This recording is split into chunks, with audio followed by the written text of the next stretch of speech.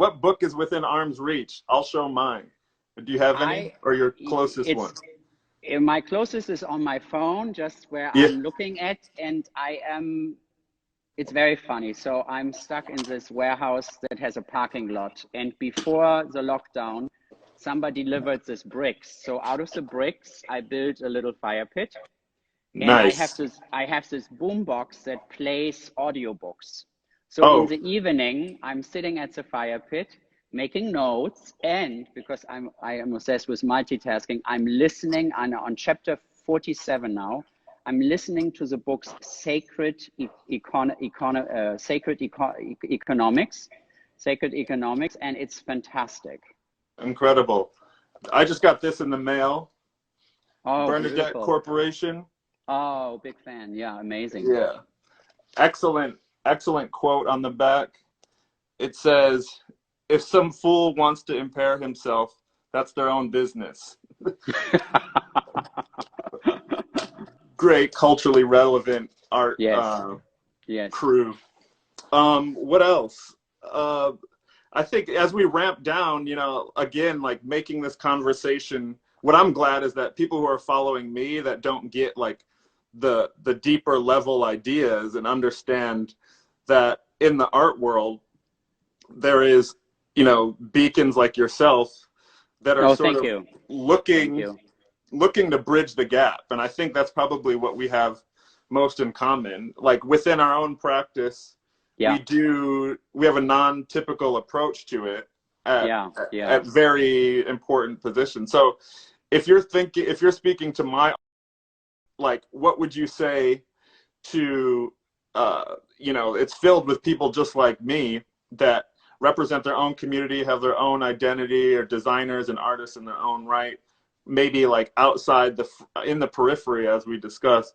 What would you say to them in terms of like where your vision is at moving into 2021 about contemporary art?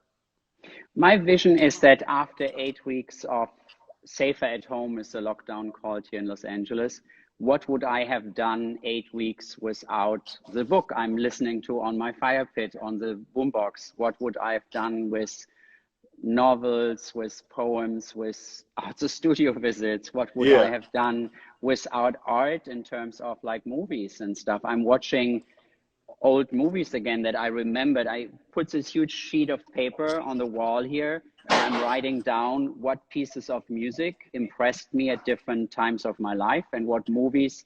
For example, when I was in my teens, I watched that French movie called Diva. And it's kind of, I don't even know what it's about, but the visuals are so beautiful. And I was 17, and I just looked at it and I thought, God, that's how people can live, and that's how a home can look. And there was like a bathroom in the middle of the space, and the space was all dark blue and open, and there was a lot of stuff in the back. And so I remember when I was 17, 18, I watched this. So what would I tell the audience? I think I would tell everybody that it's very important to encourage your own creativity, to be courageous with what you scribble and what you draw, and even if it's like making notes and recording and taking pictures. I'm so happy that everybody has a phone now that can take a little video and you can work with this. So I would always encourage creativity, because that was so important for me. And I would always encourage everybody to have the widest angle lens to look at the world, because for me, that is always, when I came to LA, I asked a group of artists, what shall I visit that you think I would never find myself? So be teachable, learn, observe, and be impressed. I think there's also a certain vulnerability there to be impressed by something you see and you really love. And I remember I first contacted you on Instagram because there was this red jumping castle. And I loved this so much. And I just sent you a text and I said, I love this. And I felt like, oh God, now I embarrassed myself in front of Virgil. You know, that's how the world becomes a smaller place. And I think what's cool, like, look at us, we connected And if we can have a conversation about context and history, our own personal history, that means that the exhibitions that we see in the future can also sort of bridge the gap and share these things in a form like I just showed you with this model here. You know, it's like the artist and the curator working to tell like a new narrative is something that, you know, I'm always looking for the upside in all this craziness. And you know, I definitely think that our generations on Earth now are, you know, we have room to showcase how amazing and forward thinking we can be. We have all the tools. I have an iPhone.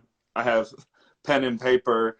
You know, I can make a film with an iPhone, and, you know, things that couldn't have been done in years past. So at the end of the day, I think, you know, it's an inspiring time, and hopefully we see something amazing come out of it. Yeah, and I hope we meet in person. Yeah, I soon. know. I'm definitely going to come to this crazy studio tropical situation you have next time I'm in Perfect.